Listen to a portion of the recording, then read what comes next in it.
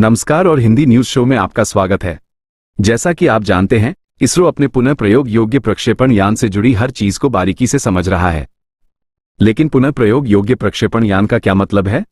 आप देखिए, अंतरिक्ष में जाना एक महंगा मामला है।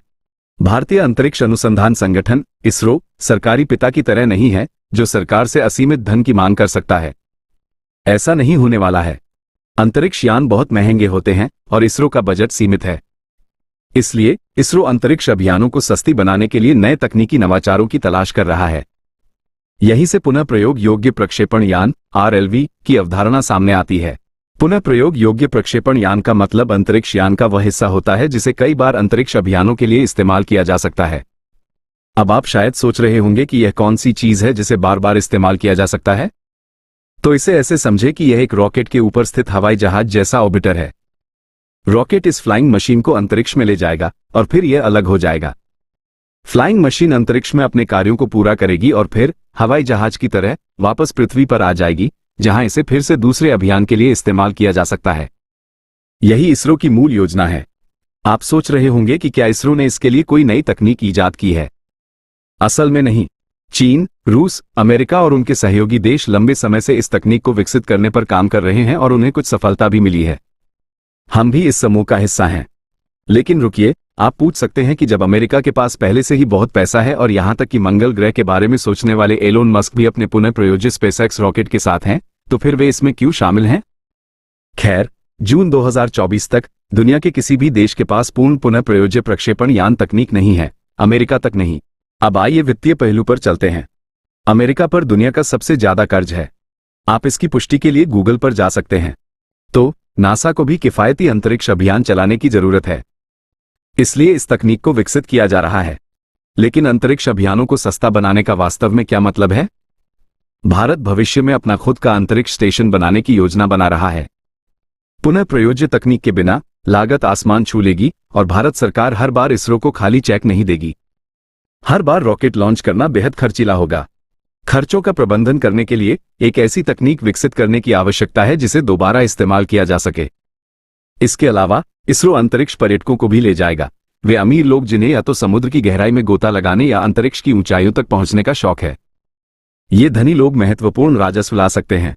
तीसरे, पुनः प्रयोज्य प्रक्षेपण यानों का उपयोग करने पर रॉकेटों का उपयोग करके उपग्रहों को अंतरिक्ष में लॉन्च करने की लागत में काफी कमी आएगी। आप सोच सकते हैं, अमेरिका अपने विश्वसनीय और परीक्षित स्पेस शटल तकनीक का उपयोग क्यों नहीं कर रहा है? कारण यह है कि स्पेस शटल महंगे होते हैं और पूरी तरह से सुरक्षित नहीं होते हैं। 1986 में चैलेंजर दुर्घटना और 2003 में कोलंबिया दुर्घटना ने महत्वपूर्ण तकनीकी खामियों को उजागर किया, जिससे साबित हुआ कि यह तकनीक अविश्वसनीय थी। इन घटनाओं के कारण नासा ने 2011 में अंतरिक्ष यान कार्यक्रम को बंद कर दिया। आप रूस के बारे में भी सोच सकते हैं। क्या उन्होंने स्पेस शटल का इस्तेमाल किया? सोवियत संघ ने एक अंतरिक्ष यान बनाया जिसका नाम बुरान था, लेकिन इसे केवल 1988 में एक बार उड़ाया गया और फिर कभी नहीं। रूस दुनिया के बाकी देशों की तरह ही अपने अंतरिक्ष अभियानों को खर्च करने योग्य रॉकेटों का उपयोग करके चला रहा है। अब बात करते हैं इसरो की नई परियोजना की। इस पुनः प्रयोज्य प्रक्षेपण यान का नाम पुष्पक है। इसकी पहली उड़ान 23 मार्च 2016 को हाइपरसोनिक गति पर इसके व्यवहार का परीक्षण करने के लिए हुई थी। इस परीक्षण के परिणामों का इसरो द्वारा खुलासा नहीं किया गया है। दूसरी उड़ान 2 अप्रैल 2023 को इसकी स्वायत्त लैंडिंग क्षमता का परीक्षण करने के लिए की गई थी, जो सफल रही। तीसरी उड़ान 22 मार्च 2024 को हुई थी, जिसने इस परियोजना को सुर्खियों में ला दिया। अब आप इस परियोजना के वित्तीय लाभों के बारे में पूछ सकते हैं। वर्तमान में अंतरिक्ष में 1 किलोग्राम पेलोड भेजने की इसरो की लागत लगभग $5,000, लगभग $4,15,000 है। पुनः प्रयोज्य तकनीक के साथ ये लागत घटकर लगभग $500, लगभग $40,000 हो जाएगी। लागत में इस महत्वपूर्ण कमी से भविष्य के अंतरिक्ष अभियान, जिसमें हमारा अपना अंतरिक्ष स्टेशन बनाना भी शामिल है, बहुत अधिक किफायती हो जाएंगे। यह विदेशी उपग्रहों को लॉन्च करने की लागत को भी कम करेगा, जिससे इसरो की आय बढ़ेगी। पुनः प्रयोज्य प्रक्षेपण यान विकसित करने में कई चुनौतियां शामिल हैं। एक प्रमुख चुनौती हीट शील्ड है, जिसे पुनः प्रयोज्य होना चाहिए और पुनः प्रवेश के अत्यधिक तापमान को सहन करने में सक्षम होना चाहिए। इस तकनीक का परीक्षण महंगा है और असफल होने पर उच्च लागत वहन करनी पड़ती है। इसके अतिरिक्त इस तकनीक को विकसित करने में शुरुआती निवेश काफी सब्सटैंशियल पर्याप्त होता है। वाहन की वापसी का प्रबंधन करने और उसकी सुरक्षा सुनिश्चित करने के लिए उन्नत नियंत्रण प्रणालियों की आवश्यकता होती है। ये प्रणालियां जटिल हैं और अभी भी विकास के चरण में हैं। एक अन्य चुनौती अंतरिक्ष से आने जाने की कई यात्राओं के दबाव को झेलने वाली उपयुक्त सामग्री ढूंढना है। वापसी यात्रा के लिए अतिरिक्त ईंधन की आवश्यकता होती है, जो वजन बढ़ाता है और डिजाइन को और जटिल बनाता है। अंतरिक्ष यात्री सुरक्षा भी एक चिंता है, जिसके लिए अतिरिक्त सुरक्षा परतों की आवश्यकता होती है, जो लागत और वजन दोनों को बढ़ा देती है। इसके अतिरिक्त प्रत्येक मिशन के बाद नवीनीकरण लागत पर भी विचार करने की आवश्यकता है।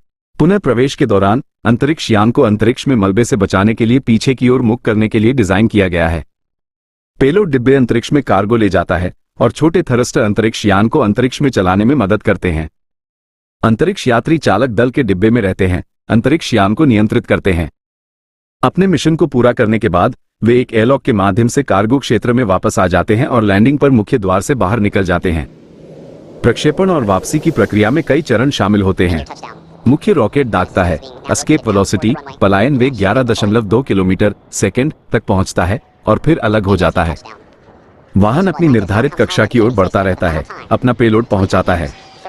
अपने मिशन को पूरा करने पर यह वातावरण में फिर से प्रवेश करता है, जलने से बचाने के लिए अपने हीट शील्ड का उपयोग करता है। फिर यह हवाई जहाज की तरह स्वायत्त रूप से उतरता है, पूरी तरह से जांच और नवीनीकरण के बाद अगले मिशन के लिए तैयार हो जाता है। अंत में इसरो ने अंतर्राष्ट्रीय जांच से बचने के लिए अपनी हाइपरसोनिक गति के प्रयोगों के परिणामों का खुलासा नहीं किया है। हाइपरसोनिक गति के लिए विकसित तकनीक के सैन्य अनुप्रयोग हैं और इसरो, डीआरडीओ और अन्य संस्थानों के सहयोग से ऐसी संवेदनशील जानकारी साझा करने में सावधानी बरतता है। परिणामों का उपयोग सैन्य तकनीक के लिए किया जा सकता है और इसरो अंतर्राष्ट्रीय समुदाय का अनावश्यक ध्यान आकर्षित नहीं करना चाहता।